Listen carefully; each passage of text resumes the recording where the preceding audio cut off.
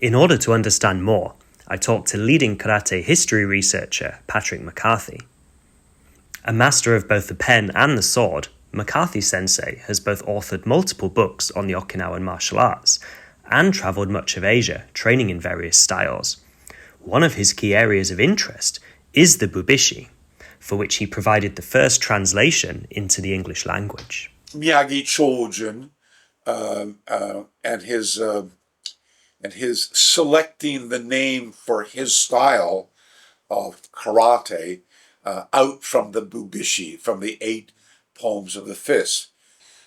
He was a young man, came from a fairly well-to-do family. As a teenager, began to study the fighting arts with a gentleman who had not long before returned from China himself. So if he had just come back from China, and a lot of people don't talk about this, but we know that this man I'm talking about, who came back from China, he didn't start to teach martial arts right away. He actually became a dealer in a gambling casino first. And so the story goes that this young man who went to China and literally spent, think about it for a minute.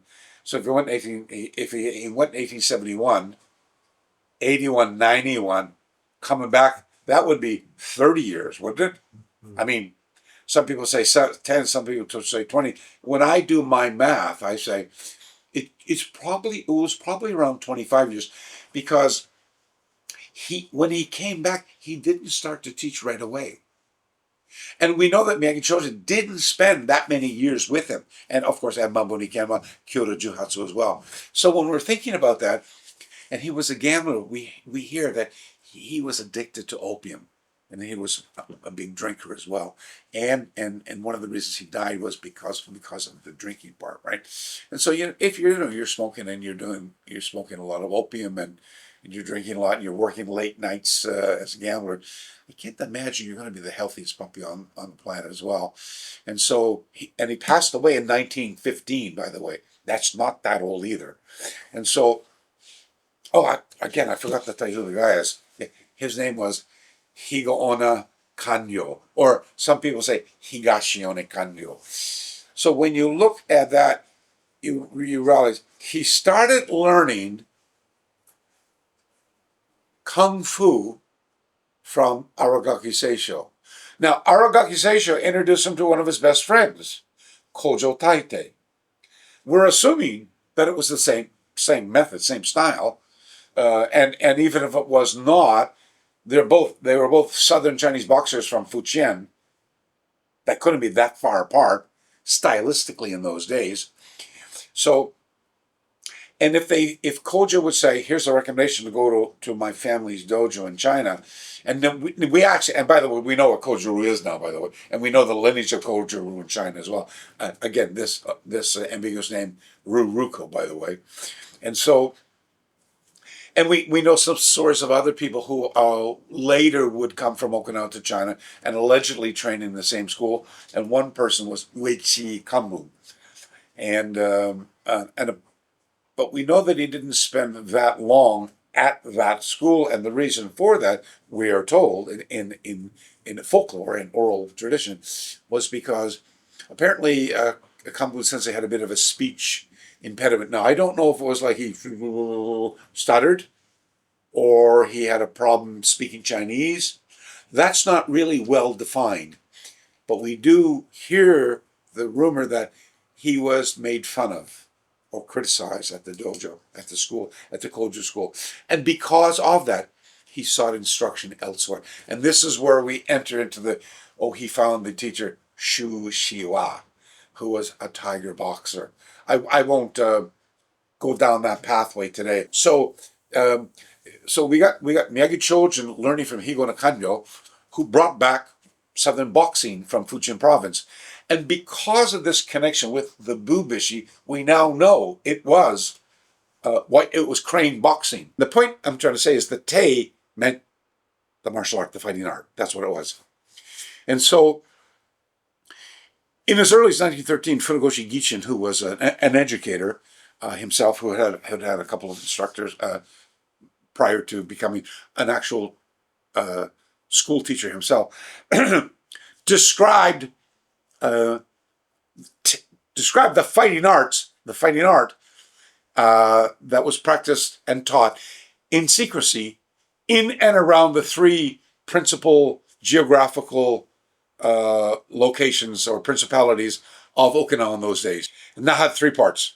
It had the castle capital of Shuri, it had the deep water port of Tomari, and it had the central area called Na, in which there was a large Chinese community in Na. So he said, Japanese grammar is subject, object, verb, right? So I say, for example, ですね、今日、特別の、練習あるんですけれども、泊まりてですけれども、today we're going to have a special practice in the fighting arts from Tomari. Yeah, that's what it said. So, and or 今日の特別の練習あるんですけれども、首里の手 or 首里手あるんですけれども、today we're going to have a special practice with the fighting arts from Shuri. The fighting arts from Shuri. Not Shuri Te, not Tomari Te. That's to delineate a style. In January of 1927, Kano Jigoro, known as the nation's educator, the father of the IOC, Olympic Committee. So he would be an important figure for the karate world because he would come to Okinawa in January of 1927 as a very, very important person to inaugurate the Okinawa Judo Yudachikai, the Okinawan Judo Black Belt Association, so to speak. And first time the founder of judo was coming to establish judo as a practice in Okinawa. And the program would go like this. We got a representative from a place called Tomari. His name was Kyan Chotoku. And Mr. Kyan, you're going to demonstrate your martial arts from Tomari. Yes, I am. And Mr. Miyagi Chojin, you've been selected to demonstrate your martial art from Na. Yes, I am.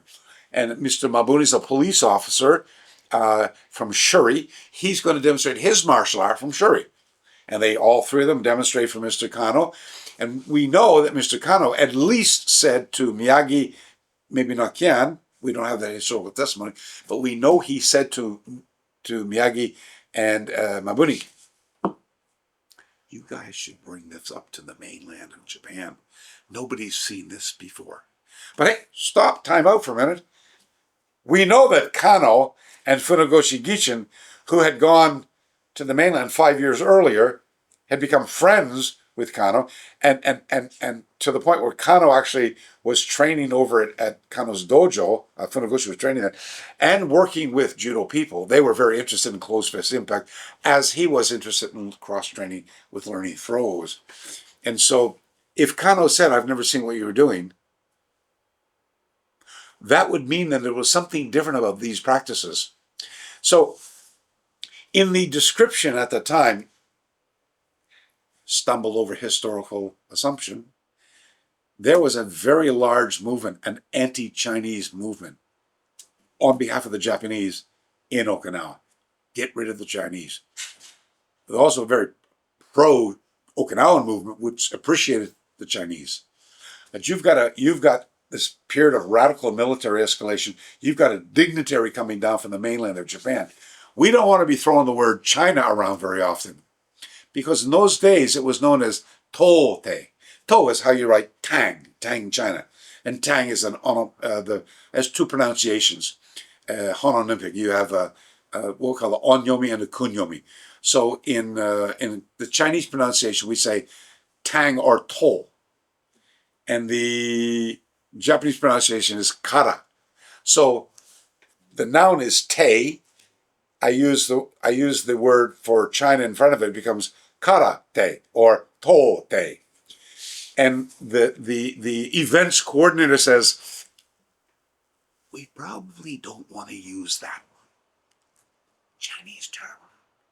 Let's describe it as simply Kan senseis from Tomari is going to be demonstrated martial arts that are practiced in Tomari, and so on. So it became Tomari Te, Nahate, Shirite, and that was and there was a lot of publicity around it. And I tell people, in my opinion, that's what gave rise to people thinking that's the style. If push came to shove, I suspect that what we now call as Gaja Ryu was shaped on the practices that Higo and Kanryo brought back from China. And they were most likely crane boxing, no question about that. And I doubt seriously whether he would have had Sanshin for sore. And he may very well have had a few other practices. But I have a theory that a lot of the where he lived in Naha, it was a Chinese area of Naha. There's Higashi, there's Nishi, Kume. There's all these little parts around that section where there's that Fuchin Gardens right across the street from this big park called Matsuyama Koen, which was very, very popular for Chinese back in the day. And you've been to China for long. You know what goes on in parks, especially on weekends. And I suspect that that a lot of the exercises that are embraced in Gaja Ryu, that is our tradition, actually did not come from China at all. They were forged in Matsuyama Koen by students of this tradition. The other style Patrick McCarthy had mentioned alongside Gaja Ryu was Uechi Ryu. I've often heard that this is the style that has the most obvious links to Chinese arts, as its founder Uechi Kanban was supposed to have brought the art back from a visit to Fujian, where he had learnt from a man named Shu Shuwa, or Zhou Zihe in Chinese. To find out more, I met back up with James, who took me to visit Gaja Takehiro, one of the art's most senior practitioners, holding a ninth dan. And Sensei Ryu. 川本先生は工務道をやりたかったなと言ってたから、これはちょっと後になってからこう映画見たわけね。少林寺というような空手、まあ今少林店舗ね。でそこで棒とかいろんな工務道をやろうけ。川本先生が言ったのこれだな。それで行動か空手か全部やって最後に卒業するのが映画ではもう文化が出るのはもう決まってるわけね。パスしないと通りね。卒業できない。映画あったわけよ。映画あったね。それで漢文先生は行動はやってないけどこの映画では空手と行動両方やって卒業したわけ。I see. So just to summarize, so Sensei's talking about how Uechi Kanbun Sensei went to Fujian looking for Chinese martial arts instruction, and he was looking for particularly this teacher Shushiwa, who he'd heard about, and was seeking the arts of the Shaolin Temple. Shorin was Shaolin Temple. At the time, of course, and this was in the Meiji period, so would have been, in the late 19th century. Later on, Gaja Sensei, and Gaja Sensei heard this. Obviously, this was passed down. The history was passed down through their style. Later on, he saw a movie from China that showed the Shaolin Temple and practicing martial arts being practiced there, and he thought, now I understand what Kanbun Sensei was trying to find and trying to learn. But Kanbun Sensei didn't learn any weapons work, only empty-handed technique.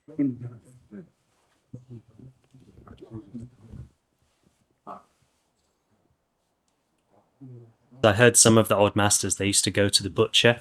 You can translate this for me, I think you'll quite like it. They go to the butcher and get a whole pig carcass, and they actually practice this on the pigs, the dead 昔 pigs. は中国で豚の豚の部分うん肉屋さんから買ってそしてそれで抜き手の練習練習してます肋骨豚の肋骨の間の練習聞いたことありますああ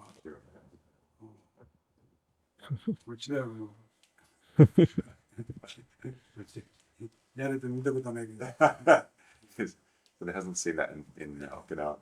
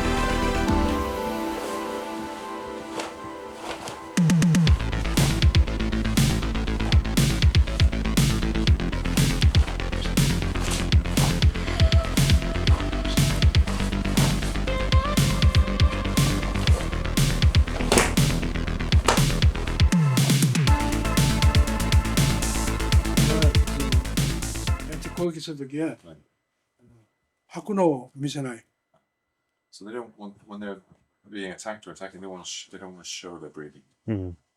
So they don't want to make it noisy and show it. だから一番攻撃されやすいのは相手がこう息吐くのね。So ハート的に言ったら the best time to attack somebody is when they're breathing in, Oh. right? When they're changing their breath. So we don't want to show that. いわゆるハート的にcannot move。例えばこれを見せない。この時、例えば、この時で、このエアね。So in order to train the breathing, they have this very small exhalation Okay. or inhalation. All So right. rather than a full long breath, they'll just do a very, and they'll do that after the technique. To confuse you, sort of thing.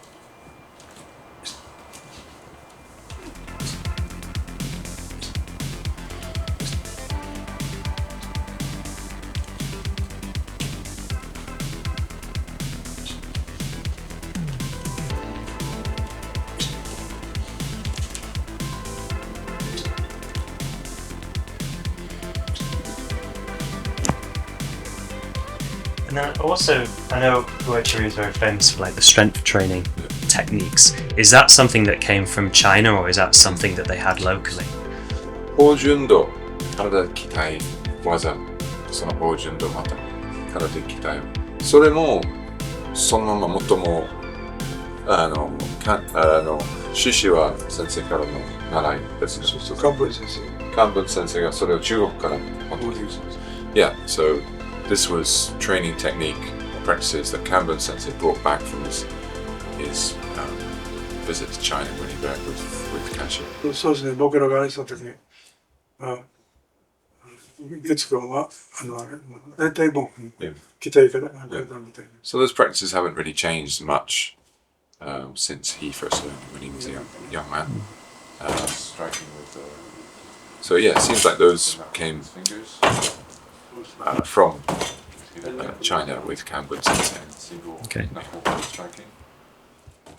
If Gaja Ryu and Uechi Ryu are the major arts considered to be descended from the tradition of Nahate, then James' own art of Shorin Ryu is commonly said to be the inheritor of the Tomari Te tradition.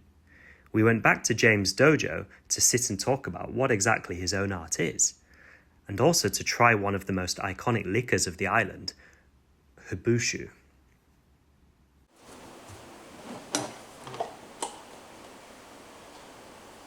So did you ever have anything like this in your travels in China? Similar. I've had various baijiu concoctions with different kinds of things in it.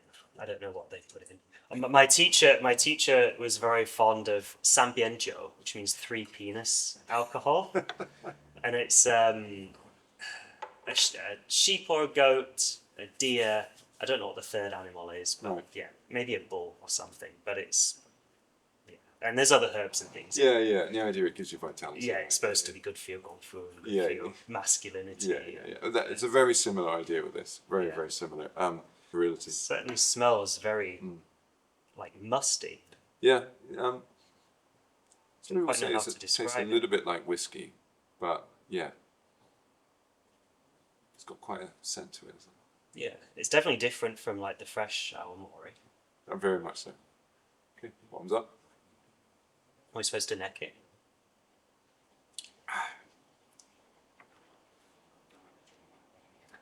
It's a lot smoother than I was expecting. Yeah. I mean, Chinese baijiu just hits you. Yeah. It's like diesel. Yeah. This is very smooth. What So this- percent is it? It's probably about 35-40%. I always use very good quality awamori, Yeah. so aged awamori. So that makes a big difference too. Yeah. So let's talk about your Shorin Ryu then. Could you give a little bit of an introduction to what the system is Sure. and the name, why it's called that? Yeah. So Shorin Ryu broadly refers to styles that are derived from the old martial arts practiced in the Shuri area or around the Shuri castle. So really it refers broadly to that class of, let's say, bushi or samurai that were attached to the king and the capital. That's a fairly broad church, and the school that I practice in particular is called Matsubayashi Ryu, and it was founded actually relatively recently, so just around the time or just after the Second World War, by a gentleman called Nagamine Shoshin. Nagamine Shoshin was a police chief, later became a representative for Okinawa in the local assembly. And he was a very, very well-respected man who studied martial arts from a very young age, starting with sumo, Okinawa sumo, and then progressing to the karate of his neighborhood, which was this area right here, Tomari, where we are. So he, from a young age, was deeply involved in learning from his seniors here, and then enrolling into a career as a policeman. That was disrupted by the Second World War, which fortunately he survived. And like all the Okinawans that survived the war, they then found themselves, after the Battle of Okinawa, rapidly interned into camps, while the occupying forces, principally the American forces, established their presence on the island, took the land they needed, built their bases, that sort of thing. During that time in the camp, he said he stumbled across one of Funakoshi Gichin's karate books. So not many books had been published on karate by that time. Let's say we're talking about 1945 and 1946.